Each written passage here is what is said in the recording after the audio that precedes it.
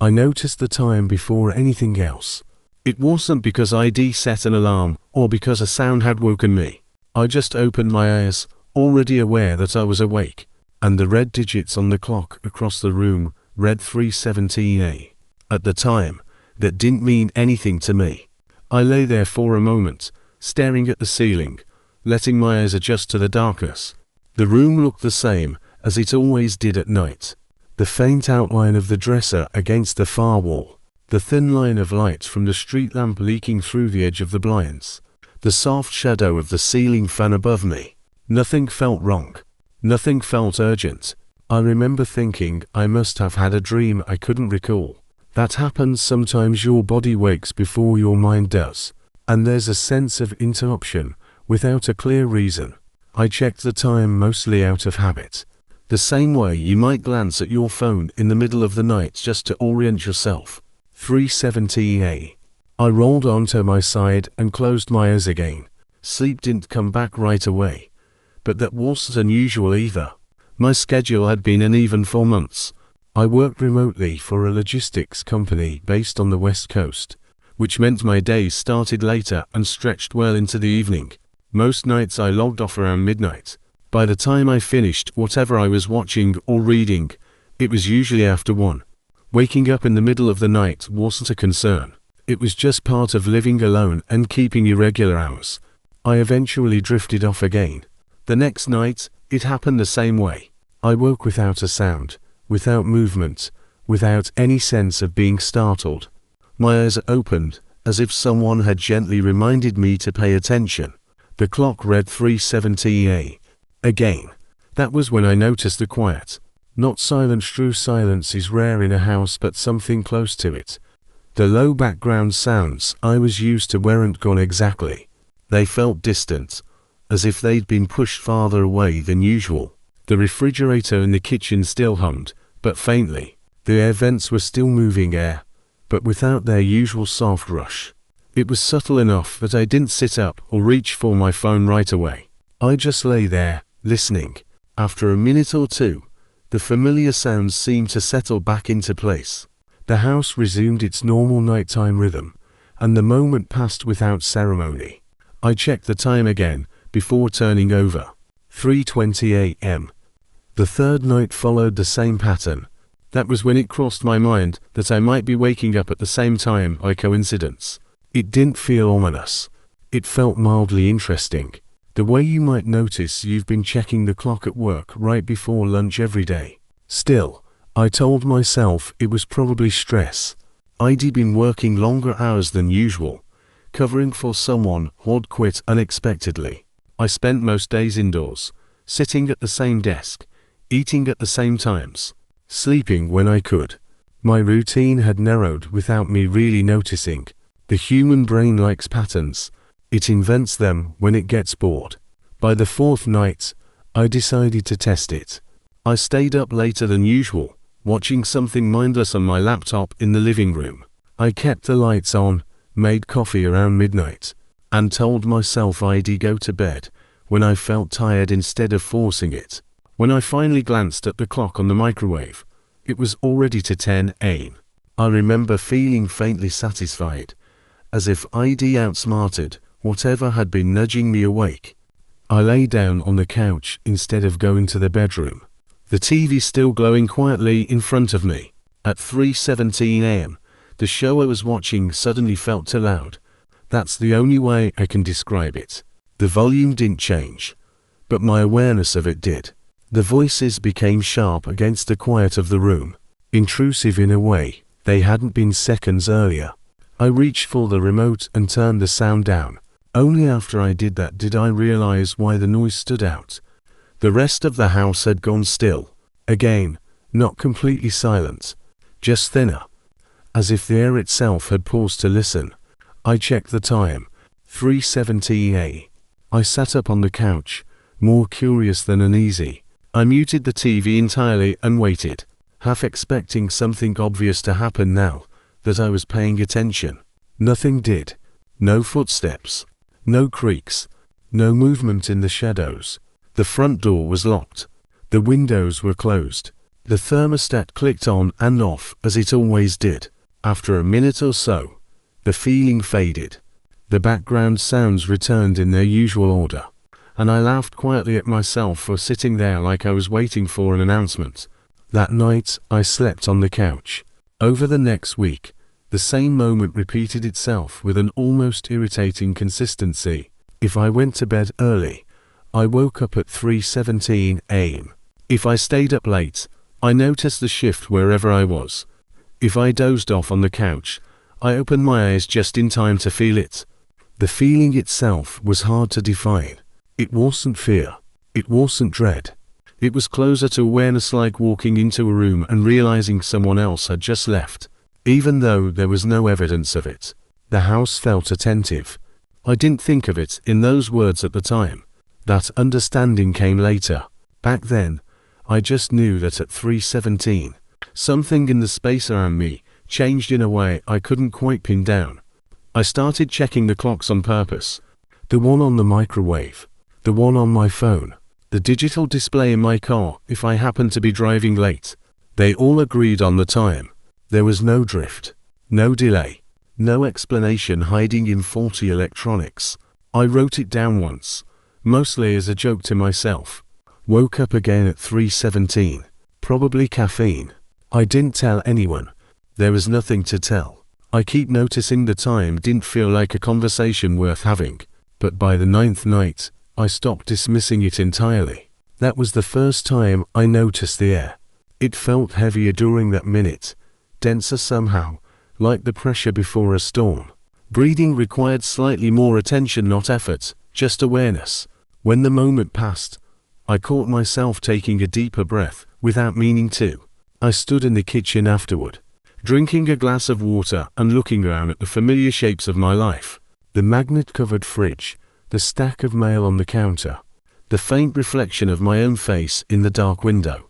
Everything looked normal. That was the problem. If something had been obviously wrong, I could have reacted to it, called someone, changed something. Instead, I was left with the uncomfortable sense that I was noticing something I wasn't meant to notice yet. On the 12th night, I tried setting an alarm for 2:30 a.m. My thinking was simple. If I was already awake, maybe the moment wouldn't happen at all. Maybe it relied on sleep, on the transition between states. The alarm went off softly, and I turned it off right away. I lay there in the dark, watching the numbers on the clock change. To 31, to 32, to 33. Nothing felt different. I almost felt foolish for expecting it to. At 3:17, the room shifted anyway. The change was so subtle that I wondered if I'd imagined it until I realized I was holding my breath. I hadn't done it consciously. My body had simply paused, as if listening for a sound that never came. The minute passed. I let out a slow breath and stared at the ceiling, my earlier explanations suddenly feeling thinner than they had before. Stress didn't explain timing like that. Neither did coincidence. Lying there in the quiet aftermath, I felt something new for the first time, not fear, not panic, but a calm, unsettling certainty. Whatever this was, it was consistent, and it was paying attention to time far more carefully than I ever had. After that night, I stopped telling myself it was nothing. I still tried, out of habit more than conviction, but the explanations no longer settled the way they had before. They sat on the surface of things, thin and weightless, while the experience itself felt dense, anchored to something underneath my routine that I couldn't reach. What bothered me most wasn't the moment at 3:17 a.m. anymore. It was the anticipation of it. During the day, I caught myself checking the time more often than usual, not because I was waiting for anything specific, but because the number had lodged itself somewhere in my awareness. 3:17. I noticed it on receipts, on emails timestamped overnight, on the dashboard clock when I was driving home late. Each time, it registered just a little too clearly. I told myself that was normal. Once you notice a number, you see it everywhere. It didn't mean anything. Still, my nights changed. I didn't rush to bed the way I used to. I stretched the evenings out, moving from room to room without purpose. cleaning things that weren't dirty, standing in doorways longer than necessary. I left lights on, not because I was afraid of the dark, but because darkness now felt like a condition I was choosing rather than something that simply arrived. When I did lie down, sleep came lightly, not restlessly, just shallow enough that waking felt less like interruption and more like continuation. At 3:17, my eyes opened. It happened cleanly, without confusion. There was no sense of being pulled out of a dream. One moment I was asleep, the next I was aware of the room in full, the shape of the ceiling, the faint glow of the clock. I didn't move. I didn't need to check the time anymore.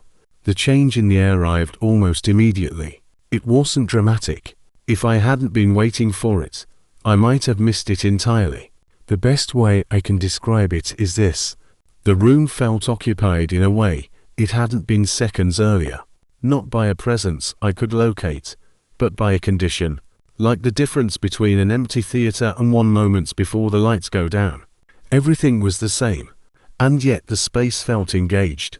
I lay there, listening. The refrigerator hum receded, not stopping, just losing prominence. The distant rush of traffic from the main road softened, until it blended into something more uniform. Even my own breathing seemed to flatten, each inhale and exhale smoothing itself out, as if unconsciously, trying not to disrupt the moment. I noticed then that my body had gone still, not tense, not frozen, just cooperative, as though movement would be unnecessary, even inappropriate. I didn't feel warned or threatened. I felt observed, in the abstract sense, like being aware of a camera, without knowing where it's mounted. After about a minute, the feeling loosened. Sound returned its depth. The air felt thinner again. I rolled onto my side and slept. That should have been the end of it. A strange but harmless quirk of my sleep cycle, something that would fade once I stopped giving it attention. Instead, the consistency sharpened. Every night, 3:17 a.m., regardless of where I was in the house, bedroom, couch, kitchen, once, when ID stayed up late washing dishes, the moment found me awake or asleep without exception. I began to notice something else, too. The house responded. Not overtly. Nothing moved. No lights flickered. No doors shifted on their hinges. But the space itself seemed to align around the moment, as if the structure were participating in a shared pause. The air in the hallway felt no different from the air in the living room. The usual variations: warmth near the vents, coolness near the windows flattened out. Everything equalized. I tested small things without fully admitting to myself that I was testing them. One night, I left the bathroom fan running. At 3:17, its presence dulled, the sound becoming oddly two-dimensional, like it was coming from farther away than it should have been. Another night, I left music playing softly from my phone. The song didn't stop, but its emotional weight vanished, turning into noise without texture. What remained was the awareness of time passing. I started writing things down again, more carefully now. 3:17, awake, no dream recall. Air feels still. Sound reduced. 3:17, same sensation. Lasted just under a minute. 3:17, notice breathing slowed without effort. I didn't like how methodical it was becoming, but I also didn't want to rely on memory anymore. Memory could be reshaped. Notes felt safer. By the second week, I noticed that the moment had edges. It didn't simply begin and end. There was a lead-in, subtle but detectable if I was paying attention. About 30 seconds before 3:17, the room felt expectant, as if something were settling into position. My thoughts would thin out, unfinished ideas dissolving before they reached conclusion. At 3:18, the release came, not relief, exactly, but a return to normal function, like pressure equalizing. I began to dread the space between those minutes more than the moment itself. One night, I stayed standing during it. I positioned myself in the living room, feet planted, arms at my sides, deliberately refusing the comfort of lying down. I wanted to know if posture made a difference, if vulnerability mattered. When 3:17 arrived, the same thing happened. My awareness narrowed. The room flattened. My sense of my own weight shifted slightly, as though gravity had adjusted its grip by a fraction. I didn't sway. I didn't feel weak. I felt aligned, balanced in a way that didn't belong to me. I remember thinking, very clearly, this isn't about sleep. That thought lingered long after the minute passed. I stopped inviting people over, not because I was afraid of what might happen, but because the house felt increasingly private at night, like a place that was being used for something I didn't want to explain. During the day, everything returned to normal.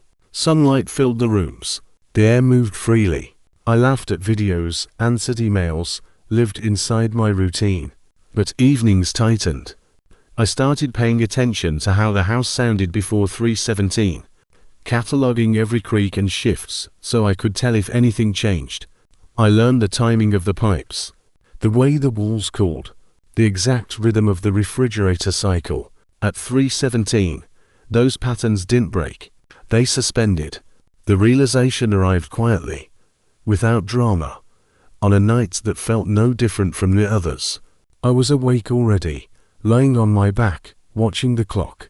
When the numbers changed, the familiar stillness took hold. My breathing slowed.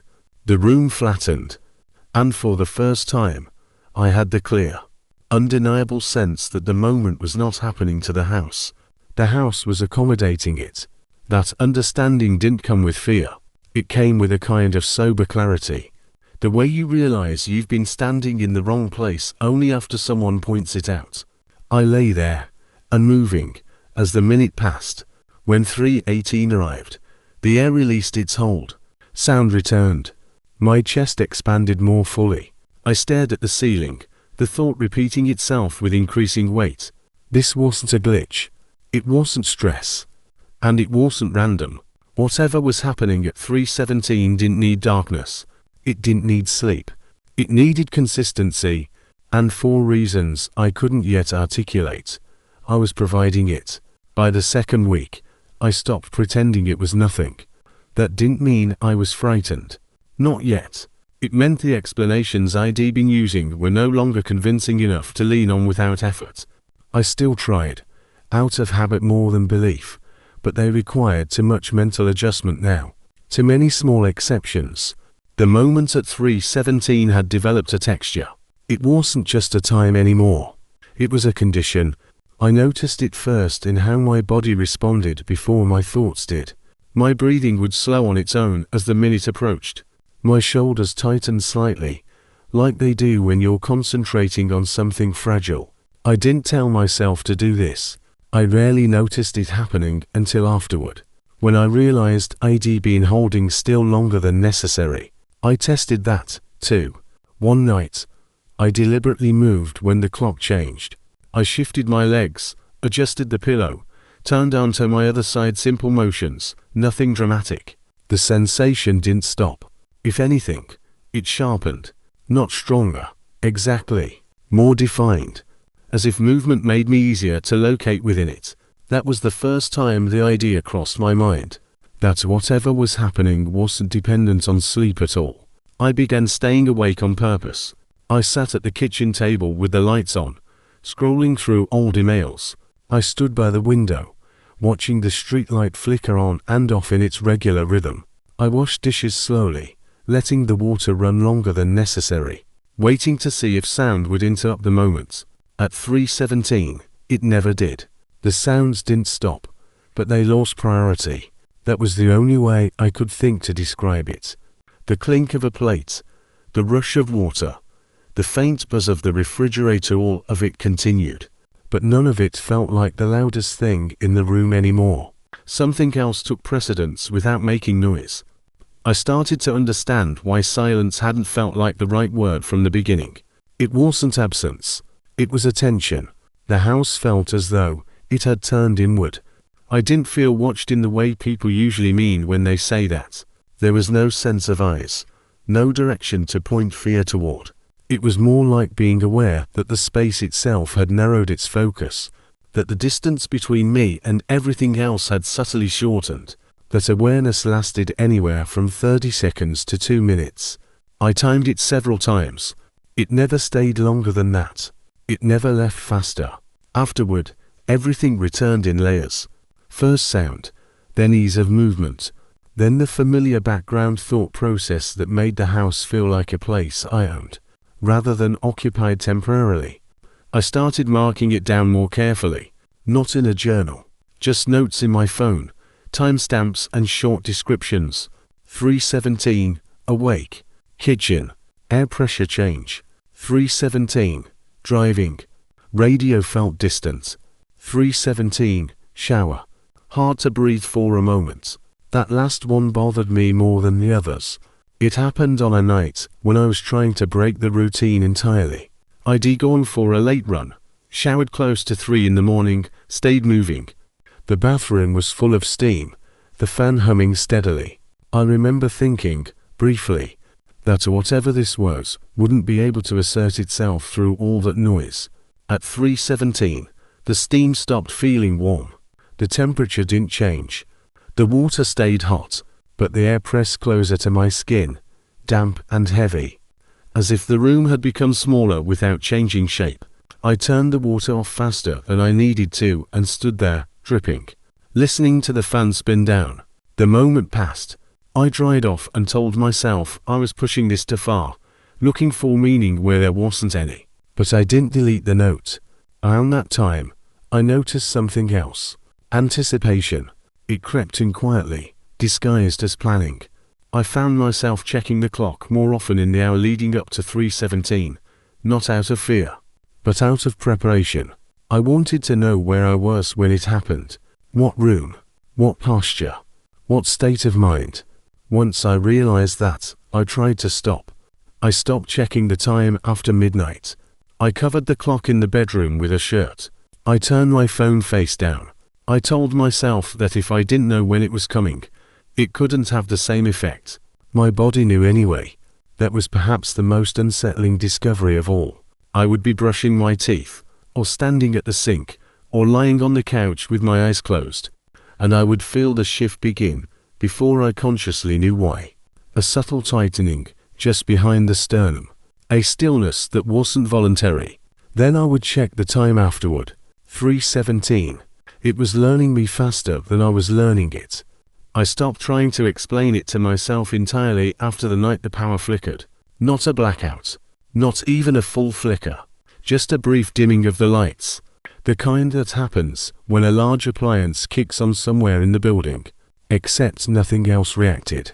The microwave clock didn't reset. The router didn't restart. The TV didn't blink. Only the lamp softened for half a second, like someone had briefly rested a hand on the switch without pressing it all the way down. It happened exactly at 3:17. I stood in the living room afterward, staring at the light fixture, waiting for my heart rate to settle. It didn't spike. It slowed. That felt worse somehow, because by then, I understood something I hadn't wanted to admit before. This wasn't random. It wasn't internal. And it wasn't escalating quickly. It was patient. That night, lying in bed, I realized I'd stopped hoping it wouldn't happen. Instead, I was waiting to see what would happen next. And that realization, quiet, unwanted, and completely clear, settled over me like a decision I hadn't remembered making. Whatever existed at 3:17 wasn't interrupting my life anymore. It was becoming part of it.